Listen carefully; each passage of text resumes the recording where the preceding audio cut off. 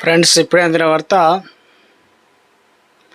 BRS మాజీ CM KCR మొట్టమొదటిసారిగా ఊహించని సంచలన నిర్ణయం అంటూ లేటెస్ట్ అప్డేట్ అయితే రావడం జరిగిందండి. సో ఆ వివరాలు ఏంటంటే కూడా వీడియోలో తెలుస్తుందా, వీడియోని చివరి చూడండి అర్థమవుతుంది. సో మరోసారి ఛానల్ వస్తే తప్పకుండా సబ్స్క్రైబ్ చేసుకోండి. చూస్తున్నారు కానీ లైక్ చేయడం మర్చిపోతుంది. సో లైక్ చేయడం వాళ్ళకి అయితే వెళ్ళిపోదాం. సో ఇటీవల కాలంలో పార్టీ అధికారం పోయి ప్రతిపక్షంలోకి వచ్చిన తర్వాత ఇక మీడియా ముందు కావచ్చు, అదేవిధంగా ప్రజల ముందు కావచ్చు, ఎక్కువగా ఇక 1-2 సార్లు అంటే గజ్వేల్ నియోజకవర్గం కావచ్చు, ఇక కొన్నిసార్లు బహిరంగ మీటింగ్లు అయితే తప్ప ఇక్కడ కేసీఆర్ ఇక కనిపించలేదు అనే విధంగా అయితే ప్రస్తుతం ఏం చేశారంటే ఊహించని సంచలన మొట్టమొదటిసారిగా ఏం చేస్తారో చేయండి, అత్యుత్తమ చికిత్స అందించండి, దయచేసి మా పెద్ద ప్రాణాలను కాపాడండి బీఆర్ఎస్ అధినేత కేసీఆర్. సో ఇక యశోద హాస్పిటల్ వైద్యులకు విజ్ఞప్తి చేశారు. ఆదివారం ఉదయం తీవ్ర అస్వస్థతకు గురైన చికిత్స పొందుతున్న బీఆర్ఎస్ నేత నరసంపేట మాజీ ఎమ్మెల్యే పెద్ది సుదర్శన్ రెడ్డి ఆరోగ్య పరిస్థితి తెలుసుకునేందుకు సోమవారం సికింద్రాబాద్లో యశోద దవాఖానకు అయితే వెళ్లారు. సో ఆ యశోద హాస్పిటల్లోనే మాజీ సీఎం కేసీఆర్ గతంలో 20కి సంబంధించిన ఆపరేషన్ కూడా చేశారు కదా డాక్టర్ వైద్యులు. అయితే ఐసీయూలో బెడ్ పైన అచేతన స్థితిలో ఉన్నటువంటి ఉద్యమ సహచరుని చూసి కేసీఆర్ అయితే చలించిపోయారు.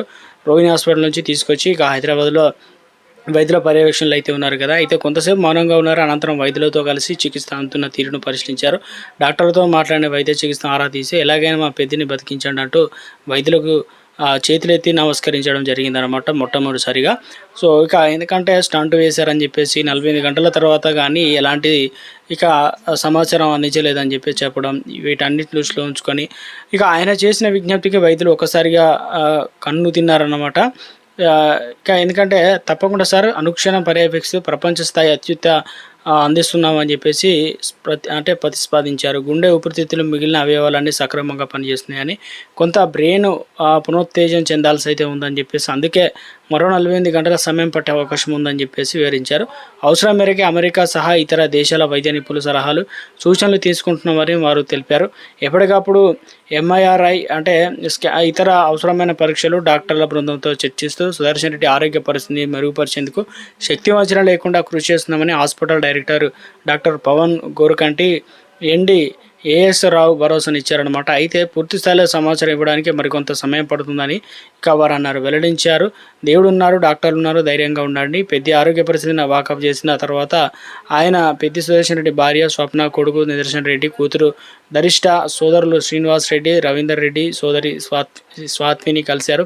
కేసీఆర్ను చూసిన వెంటనే వారు భావోద్వేగానికి లోనయ్యారు. ఉబికి వస్తున్న కన్నీళ్లను దిగమింగుకుంటూ చేతులు జోడించి నమస్కరించారు. కేసీఆర్ సైతం వారు చూసి చలించిపోయారు. పైన దేవుడు ఉన్నాడు, ఇక్కడ మంచి డాక్టర్లు ఉన్నారు, అన్నీ సవ్యంగానే జరుగుతాయి, ఆయనకు అత్యుత్తమ చికిత్స అందుతుంది, గుండె చెదరొద్దు, ధైర్యంగా ఉండండి అంటూ వెన్ను తట్టి ఓదార్చారు. పార్టీ తరఫున అన్ని విధాలా అండగా ఉంటామని, ఖర్చుకు వెనకాడకుండా పెద్దని కాపాడుకునేందుకు శాయశక్తిలా కృషి చేస్తామని భరోసానిచ్చారు. తప్పకుండా ఆయన కోలుకొని ప్రజా జీవితంలో తిరిగి కొనసాగుతారని విశ్వాసం తెలియజేశారు. అరగంట పైగా హాస్పిటల్లోనే పెద్ది సుదర్శన్ రెడ్డి ఆరోగ్య పరిస్థితిని తెలుసుకునేందుకు సోమవారం నిన్న ఇక మధ్యాహ్నం 2 గంటల నుంచి ఎర్రవెల్లి తన నివాసంలో బయలుదేరి 3:20 వరకు దవాఖానలో చేరుకున్నారు. సుదర్శన్ రెడ్డి ఆరోగ్య పరిస్థితిని ఆరా తీశారు. అక్కడే ఉండి ఎప్పటికప్పుడు పరిస్థితులు పర్యవేక్షించి పార్టీ నాయకులకు ఆదేశాలు జారీ చేశారు. సుదర్శన్ రెడ్డి కుటుంబ సభ్యులు సహకారాలు అందించాలని, ఇక కేసీఆర్ వస్తున్న విషయం తెలుసుకున్న బీఆర్ఎస్ నాయకులు, కార్యకర్తలు, అభిమానులు పెద్ద సంఖ్యలో హాస్పిటల్ ప్రాంగానికి తరలి వచ్చారు. రోగుల బంధువులు కూడా ఆయన చూసేందుకు ఉత్సాహం చూపారు. ఆవరణలో బెంచీలో దవాఖాన బారికేడ్లపై నిలబడిన కేసీఆర్కు అభివందనం చేశారు. సెల్ ఫోన్లో ఫోటోలు తీసుకున్నారు. కొందరు యువకులు జై కేసీఆర్, మళ్ళీ మీరే సీఎం అంటూ నినాదించారు. తరలి వచ్చిన నాయకులు అభినందనం చేస్తూ తన నివాసానికి తిరిగి పయనమయ్యారన్నమాట.